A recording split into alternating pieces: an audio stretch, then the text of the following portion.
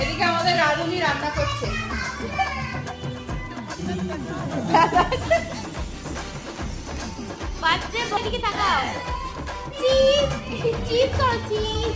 এখানে আমাদের খাসি মাংসের কথা হচ্ছে, খাসি মাংসের কথা রাঁধুনি রান্না করছে।